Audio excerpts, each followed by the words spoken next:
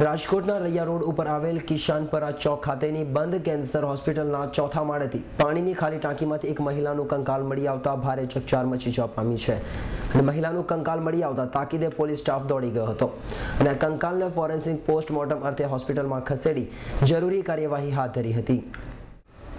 રાજકોટના કિસાનપરા ચોક ખાતે આવેલ જૂની કેન્સર હોસ્પિટલમાં ચોકીદાર તરીકે ફરજ બજાવતા મહિપતસિંહ ઝાલા હોસ્પિટલના ચોથા માળે પતંગ કાઢવા માટે ગયા હતા ત્યારે વિચિત્ર બદબુ આવતા પાણીનો ખાલી ટાંક જોતા તેમાંથી એક મહિલાનો કંકાલ મળી આવ્યો હતો અને કંકાલ જોતા પોતે પણ ગભરાઈ ગયા હતા અને બનાવ અંગે પોલીસ કંટ્રોલ રૂમમાં જાણ કરતા પ્રદ્યુમનનગર પોલીસ સ્ટેશનનો સ્ટાફ ઘટના સ્થળે દોડી ગયો હતો।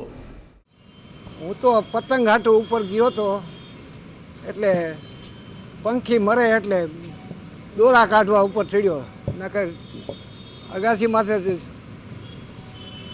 ચડવાનું હોય નહીં, ત્યાં બધું ખુલ્લું જ છે ઠેઠ લગી, અંદર લાશ હતી। પછી હોસ્પિટલ ગયો, હોસ્પિટલ સાહેબને ખબર આપ્યા। ઘટનાને પગલે પોલીસ કાફલો સ્થળ પર દોડી ગયો હતો અને મહિલાના કંકાલને નીચે ઉતારી તેને ફોરેન્સિક પીએમ માટે સિવિલ હોસ્પિટલમાં ખસેડ્યો હતો જ્યારે આ મહિલાનો કંકાલ અંદાજે 4 મહિના જૂનો હોવાનું પોલીસનું તારણ છે। જોકે હાલ તો પોલીસ અકસ્માત મોતનો ગુનો નોંધી તપાસ કરી રહી છે અને આ મહિલા સાથે કંઈ અજુગતું બન્યું હોય તેવી પણ પોલીસને શંકા વ્યક્ત કરી હતી।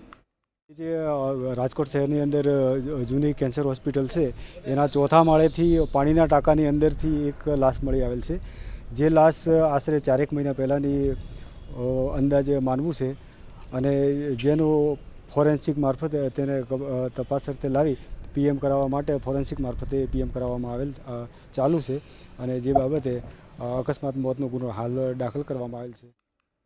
મૃતક મહિલાની ઉંમર આશરે 35 થી 40 વર્ષની હોવાનું પોલીસ અનુમાન લગાવી રહી છે અને હાલ તો પોલીસ FSLની મદદ લઈ તપાસ કરી રહી છે। જોકે મહિલાનો કંકાલ મળી આવતા ભારે ચકચાર મચી ગઈ છે, પરંતુ બંધ હોસ્પિટલના ચોથા માળેથી મહિલાની લાશ કઈ રીતે મળી તે અંગે ચોકીદારની પણ પૂછપરછ કરાઈ રહી છે।